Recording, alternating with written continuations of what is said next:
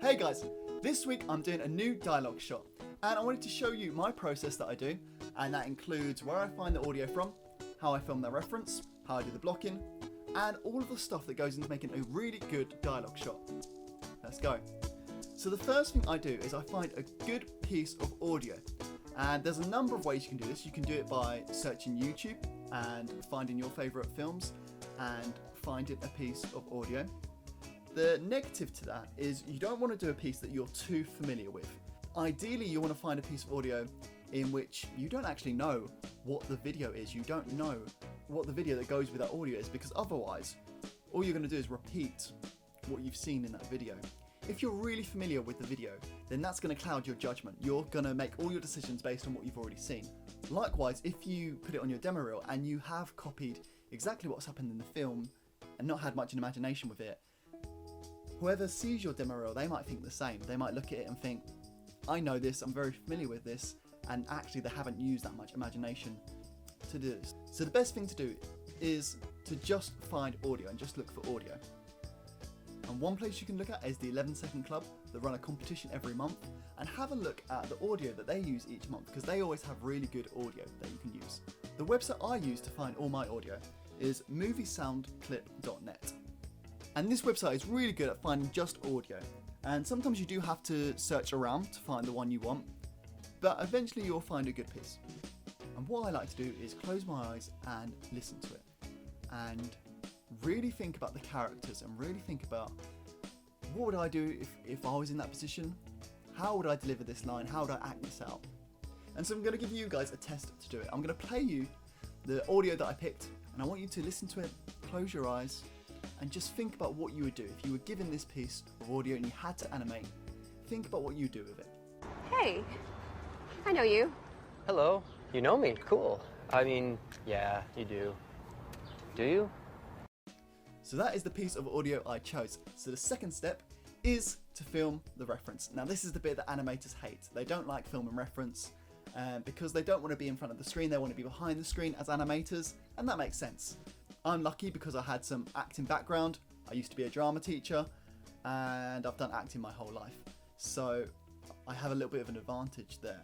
But anyone can learn to act, especially for animation. The interesting thing about acting for animation is that you actually want it to be overacting, because I found that when you act it subtly, that it sometimes isn't always readable. And although acting, we want it to be subtle when we're using, HD cameras and, we're on the big screen. For animation, you want it to be broader, you want it to be bigger. You want these to have a more cartoon feel.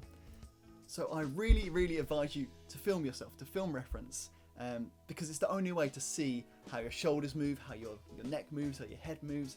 It's just one way to really understand how the body moves. And it's stuff that we would never think of had we just gone straight away into the animation. And it's always going to be 10 times better if you film reference. Always. Just hands down. So, film reference. Film it at least 10 times. I know that sounds like a lot, but it's only a short clip. And keep going until you do the perfect take. The most exaggerated take. And if you think it looks really silly, then you're probably along the right track, to be honest. I'm going to share with you my reference. And it's going to be cringy because it's overacting and it's over the top, and that's what you want for animation. So this is what I filmed. Hey, I know you. Hello, you know me, cool. I mean, yeah, you do. Do you? So now that I have my reference, I want to really think about what are going to be my key poses and what are the bits that I really want to exaggerate. So the bit I want to exaggerate is the fact that he's really nervous, and that when she first approaches him, he doesn't quite believe that she's talking to him, because he feels really unpopular and she's really cool, and so he's gonna be really shy. Body language is gonna be really shy, and then it's gonna be shock when he realizes that she is talking to him. That's the bit I want to emphasize. And then he's gonna try and play it cool. He's gonna lean up. I imagine it being against some lockers. He's going to lean up against it, try to act cool, and then he goes back to being nervous at the end. So the first thing you need to do is turn your video into an image sequence. There's many different programs you can do that. I use Premiere Pro to do it, but you want to take an MP4 and turn it into a JPEG sequence. And then you can use that JPEG sequence to put it into Maya and put it on a plane. And once you have your image sequence, you can then put it onto a plane in Maya and use that to plan out your main poses. And so this is what I did on the first day for my main poses. I know you. Hello. You know me. Cool. I mean, yeah, you do. Now I want to refine it a little bit more. I want to add a few more poses. And I really want to focus on that body language and get that right first. Now the first thing I noticed was that the camera just wasn't quite clicking. Something wasn't working. It made the poses less dynamic because of the camera angle I chose. And so I decided to put it more at an angle to better see it. So that's the next thing I did. Then it was time to work on some lip syncing. Now lip syncing is really tough in animation. It's the thing I struggle with the most, I'll be honest. And I really want to continue to work on my lip sync to make it better. So the first thing I animated was just the jaw on its own. I just animated the jaw, and a good trick to use is to put your hand underneath your jaw, and as you're talking you can feel how much movement is actually in your jaw. And your jaw doesn't actually move that much when we talk. The thing we often do with animation is we over animate. And so say if the line is, do you want to come to the park? We would over animate. Do you want to come to the park? We would do that. But we don't talk like that in real life. Our jaws don't move that much in real life. Because we're lazy. The human brain and the body is lazy, and we want to do things to save energy, to preserve energy, in case, you know, we've got a bear chasing us and we need to preserve that energy. And so there's a fine line to walk in lip syncing between over animating and under animating.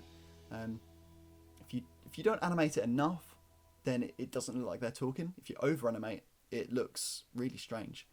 The main thing you want to do is to make sure that your mouth closes. Every time you do an M shape and a B shape, your mouths have to close. And if they don't close, it's going to look strange in your animation. Hey, I know you. Hello. You know me. Cool. I mean, yeah, you do. Do you? The next step I did was to then work on the lip shapes. And I do that by looking at the reference. Gotta be careful because sometimes the reference can be slightly out. And the same kind of principle applies to the jaw as it does to the lips. You don't want to over animate. You want to hit the syllables that your character's making, but you don't want to A, E, I, O, U. You don't want to overdo it. You gotta walk the fine line. Hey, I know you. Hello. You know me. Cool. I mean, yeah, you do. Do you? Now at this point you're probably sick to death to listening to this piece of audio. But remember that I've listened to it thousands of times, and if you're animating a scene, you will be too. Listen to it thousands of times to get it right. The one thing I noticed was that the final pose wasn't communicating well enough.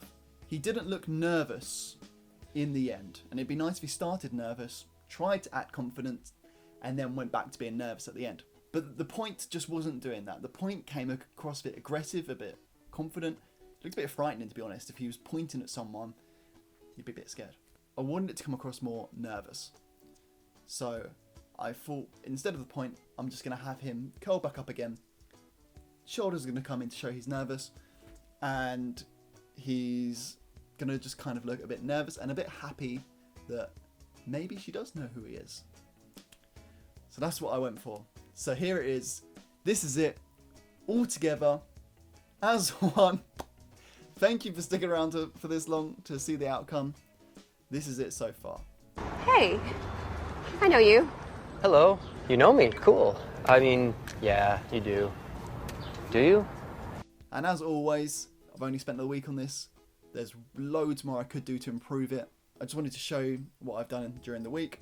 If you're a professional animator, I would love some feedback on it because I can always improve, and I'd love to learn how to improve more to take my animation to the next level. So thank you for watching, guys. I hope you've enjoyed the video. By law, as a YouTuber, I have to say, please subscribe, because if I don't, they come and kill me. So please subscribe and check out my other videos. I do a playlist, 100 Facts About Disney, and I talk all about the Disney classic films and who animated them, the 9 old men that were the famous core animators that worked on these films, and all about the history. And I promise you, if you're an animation fan, you will love them. So come check it out. Thanks, guys.